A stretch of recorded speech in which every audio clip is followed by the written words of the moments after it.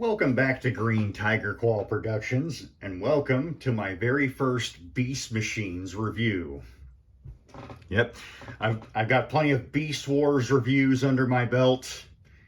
Never really talked about a Beast Machines figure before, so better late than never.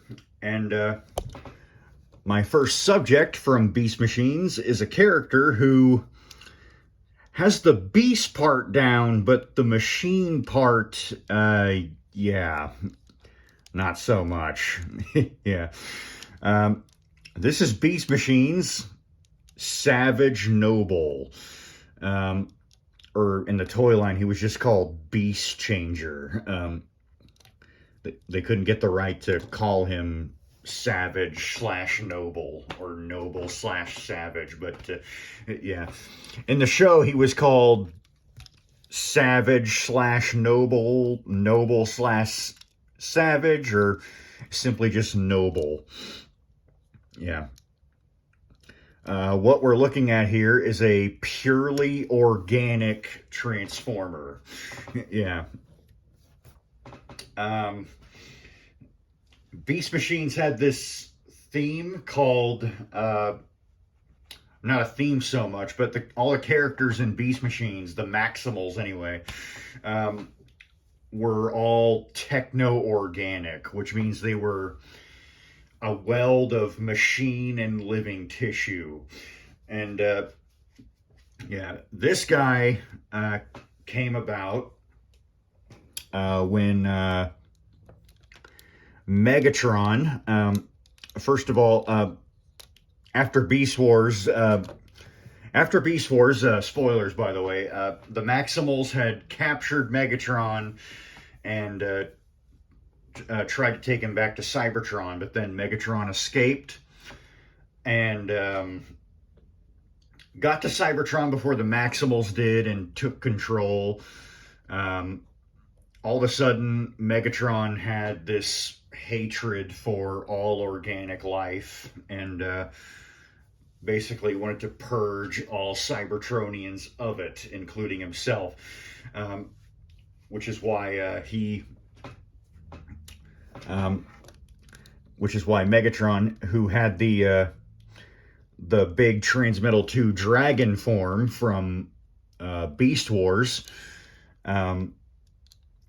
he finally finds a way to purge himself of his beast mode and all organic material with it, and two new forms spawn off of it. A giant floating version of Megatron's head, and this guy. This guy obviously being the organic part of Megatron, and the giant floating head being the technological side of Megatron. So yeah, Megatron does eventually find a way to purge himself of the organic material within his body. And manages to purge himself of his beast mode and tries to become, in his own words, a single elegant machine. That doesn't happen though, because Megatron's spark ends up with the wrong half. Guess which half that is? Yeah. So Megatron, in the form of this guy, Savage/Noble. I'm just going to call him Noble from here on in. Megatron, in the form of Noble here, tricks the Maximals into infiltrating his old citadel, uses spark extractors on himself, and transfers his spark from this body into the big floating Megatron head. Yeah, but that's not the end of Noble here, as at the end of, I believe the episode is called Prometheus Unbound. Yeah, Noble is seen once again, and he's showing signs of life. So Noble actually goes on without Megatron's spark. He lives on as his own being. though he loses his ability to speak. You know, for a while, he's sort of an on and off Maximal. He ends up saving the Maximals after they are discombobulated by Megatron, where unfortunately he is killed. Yeah, he doesn't make it to the end of Beast Machines, but for the while he was around, he was a very interesting character. Had a friendship with Nightscream. If he lived on, maybe he and Nightscream could have been the Scooby and Shaggy of Beast Machines, but yeah, I digress. Savage Noble, very interesting character. So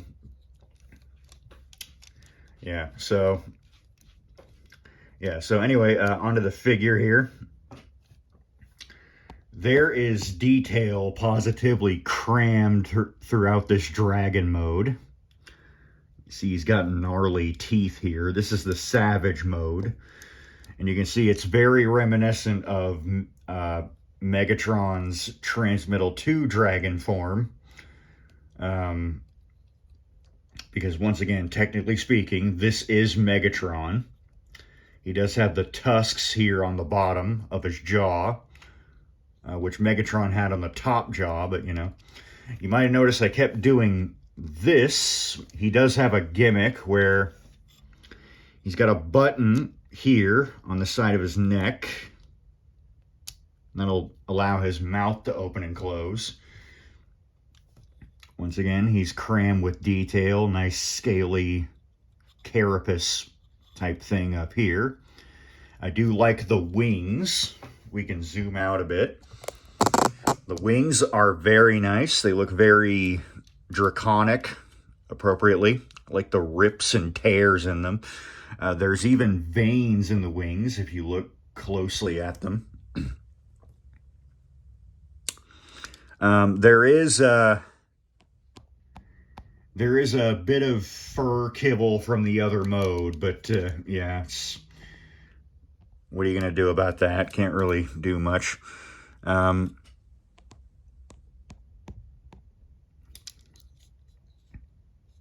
Nice detail on his tails here.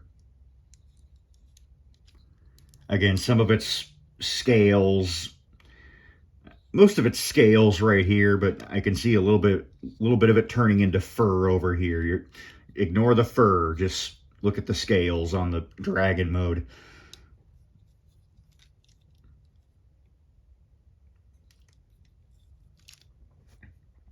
Rather gnarly looking dragon mode. Color scheme is pretty much just like the show. Just ignore this blue, you know, just red and gold and all that good stuff. He does have this. This is his Spark Crystal, which they introduced back in the Transmetal 2 line in Beast Wars. Funny thing about his Spark Crystal in particular is that it's kind of half Vehicon, half Maximal. Yeah, because in Beast Machines, the Predacons are no more. They're the Vehicons now. And, you know, once again, essentially being Megatron, there's a Vehicon logo on top here. And I believe a Maximal logo underneath the actual crystal itself. Yeah, I like the Spark Crystals. I think they're a pretty cool idea.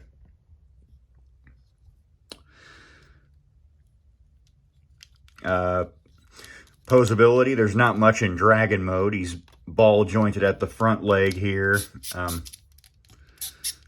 Not so much here. There's a gimmick with this arm that I unfortunately can't get to work, but yeah, you can, you know, make his tails flail about. Wings are not posable, and the head is fixed, but, you know, once again, it does have that opening mouth gimmick.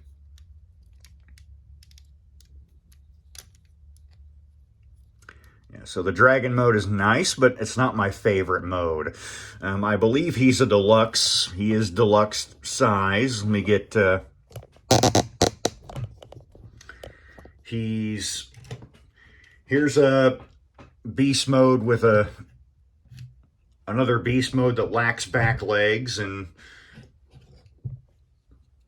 another Transformer he's got a similar beast mode to, Wolfang and Cybershark. Yeah, so he is deluxe size.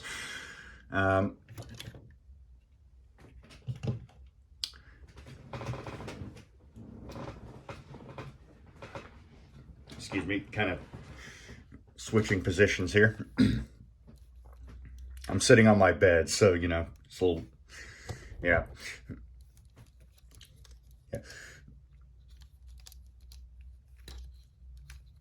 Yeah, so that's Noble in his dragon mode. Not much to say. You know, it's just kind of a rather gnarly looking dragon with, you know, no eyes and two tails. Would he technically be related to King Ghidorah then? No. Yeah. I mean, you can already kind of see semblance of there's leg kibble here, and, you know, there's fur kibble here and here. Oh, don't look under here. Yeah. So I suppose we can get to,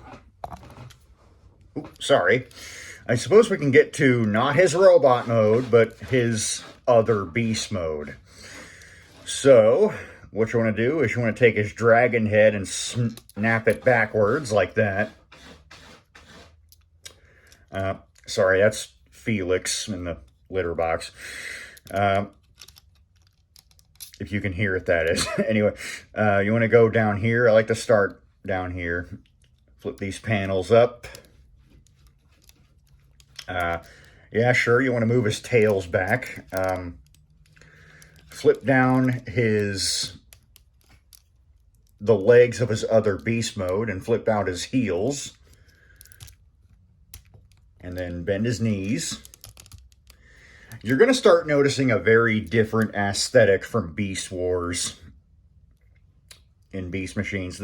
The designs in Beast Machines are a lot more alien. Well, with this guy, not really, because, you know, he's going to unbend his elbows there and kind of straighten out his arms as best you can.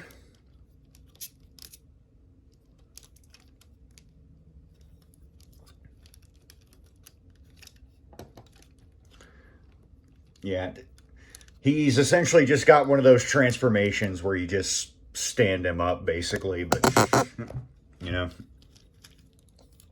And then you want to go down here and rotate that. That'll be his tail.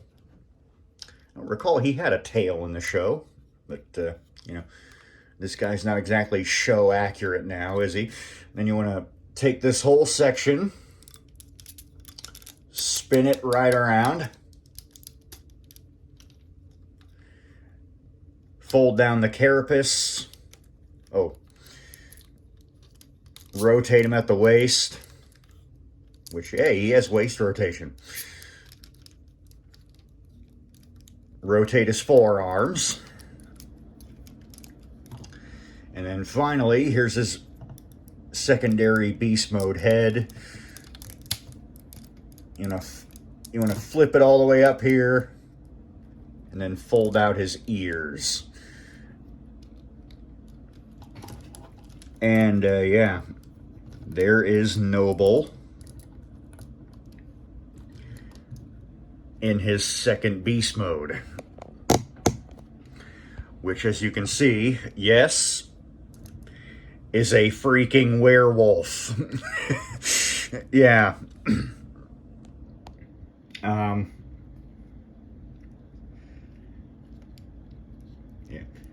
Not exactly show accurate. That's kind of a theme with Beast Machines, is that the figures weren't the most accurate to the show.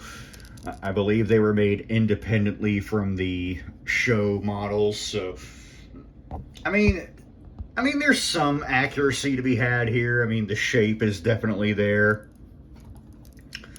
He wasn't really all red here. He was mostly blue and Noble form, but yeah. Sorry, his ears are a little floppy. I think that's due to time. He's a pretty old figure now. Yeah, you can see added translucent blue details here on the wings. And you know, on the ears and the chest cavity here. Yeah, that was the thing with Beast Machines, translucent plastic. That's, yeah, that's unfortunately a problem that plagues a lot of Beast Machines figures. Silverbolt is a very good example of that. Well, fortunately enough, this guy doesn't have a whole lot of it. You can leave the wings on if you want. I for one think he looks sick as heck with the wings. But you know, if the raging demon werewolf look doesn't suit you, you can remove the wings if you like.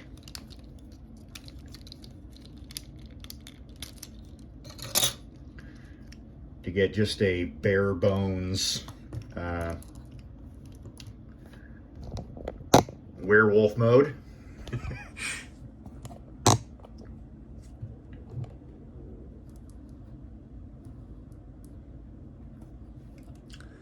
Articulation. His ears, once again, are posable thanks to the transformation. His jaw does open manually this time.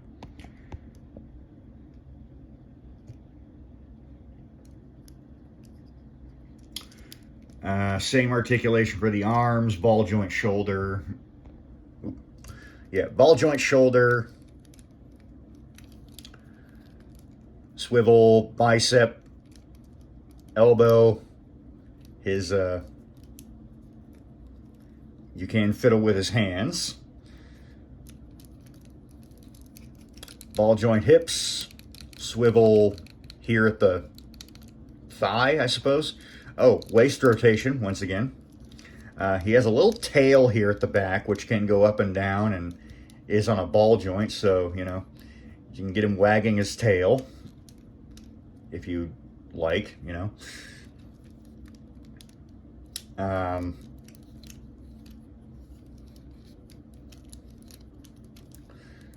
Knees have been backwards. I guess another knee here. The remnants of the dragon tail can also move back and forth like that. Legs, feet, the heels do move in and out like that. And you can get a slight movement out of the actual wolfy feet, but yeah, only slightly. Yeah, posability's not too bad.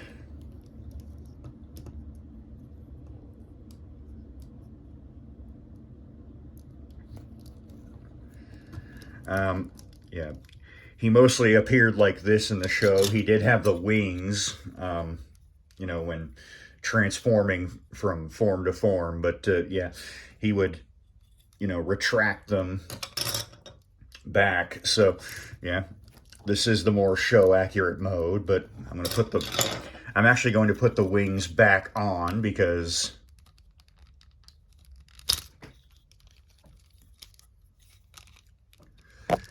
hang on just a minute.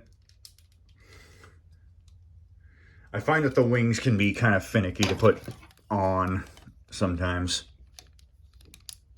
That's another reason I like to leave them on.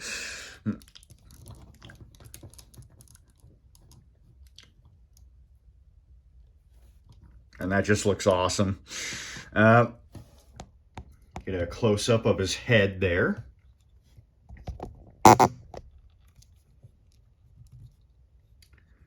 I think his head does look show accurate. Yeah, there's no eyes. I find that if you open his jaw,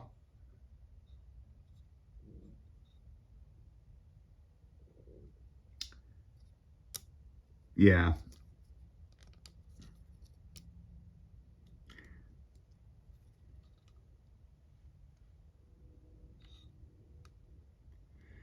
Can't really see that well, but if you open the jaw, there it gives the illusion that he has eyes. I don't know if I like or hate that, but you know, still very nice look on the wolf head. He did, I think he did have these markings around his eyes in the show, and he definitely had this magenta muzzle here. Okay, and now you're supposed to look at the fur detail. So, you know, just have a look at it and how spectacular it is on the knees here. And yeah, once again, translucent chest. Once again, it's a good thing that he doesn't have that much translucent plastic on him, because translucent plastic does get brittle over time. It's mostly on his ears and his jaw and, you know, the bottom of his wings and his chest here. Yeah, but Beast Machines did have that problem.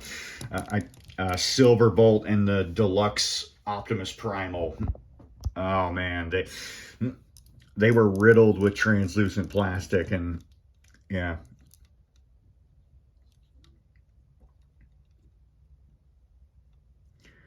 Yeah.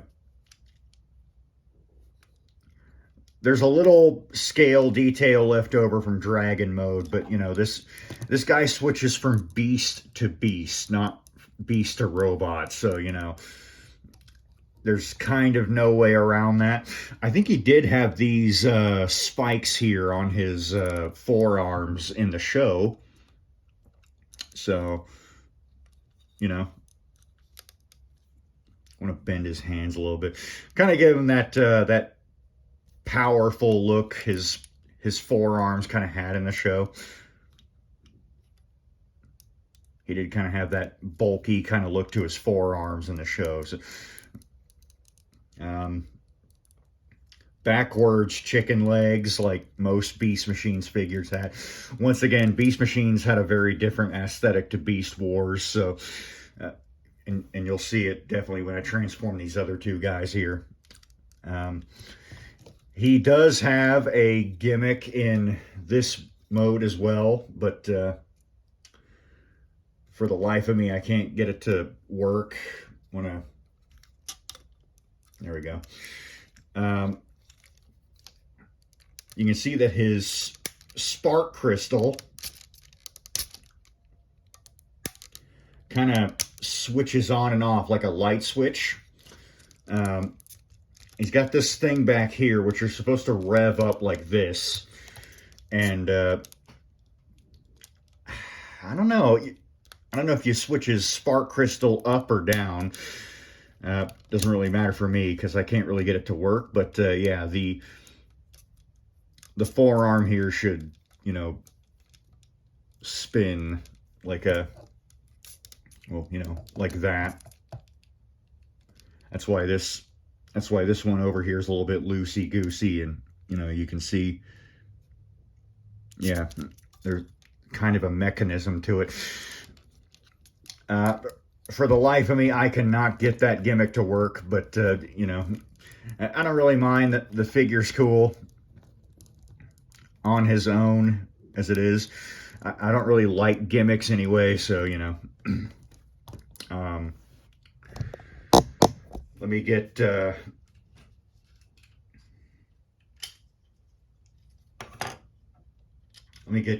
one of these guys. I think I have time. I only have time to transform one of these guys, I think. But yeah.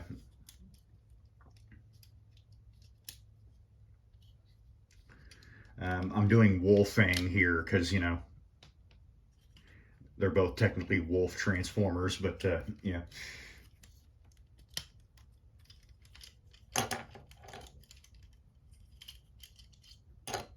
His missiles out.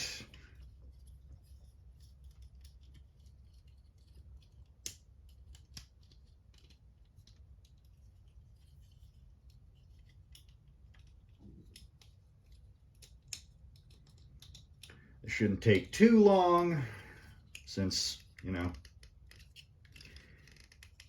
he's an early Beast Wars figure and they were relatively simple to transform.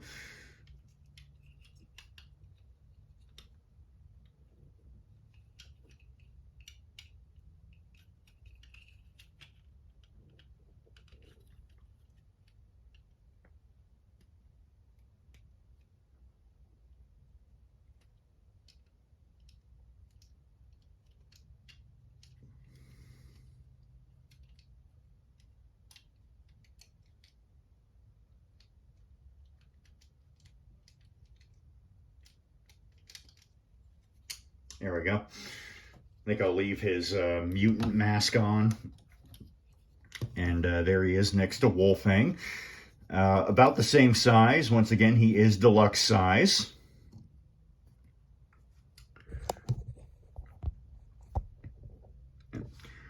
And you can see, yeah, a very different aesthetic to Beast Wars. Yeah. Once again, Beast Machines was a lot more alien in terms of its the design of its characters and all that. Yeah. Beast Machines was a good show. I did like the show. Not as much as Beast Wars, but, you know, can't really top Beast Wars, can you? Beast Wars was kind of the best Transformers show, in my honest opinion. Yeah, but Beast Machines was pretty good too, and, you know, it did spawn, you know, this guy, so. Yeah, so that's how he looks next to Wolfang, kind of a fellow wolf transformer. So yeah, I really do dig this guy. I think he's, first of all, he's a neat character. He's got a great design, great color scheme. Not exactly show accurate, but with Beast Machines, I'm afraid that show accuracy is out of the question.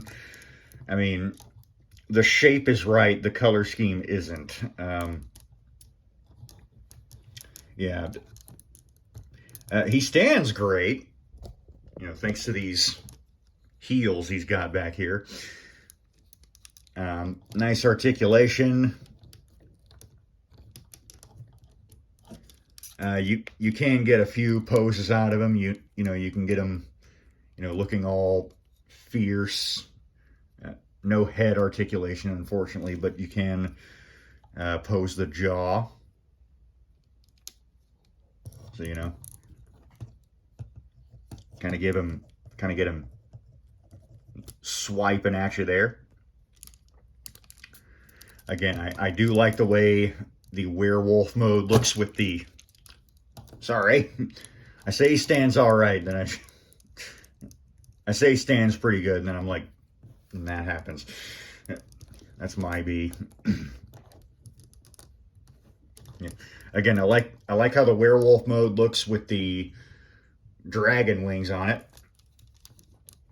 Funny enough, Noble's character model, well, this mode from Beast Machines, it was reused for a Casper movie. Yeah. Yeah, there was I believe it was a Christmas movie with Casper, you know, Casper the Friendly Ghost.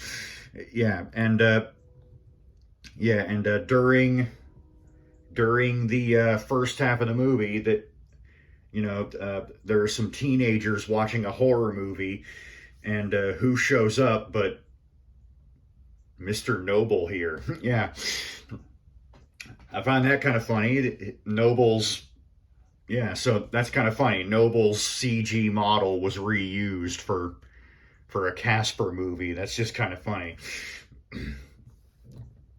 Oh, excuse me. Yeah.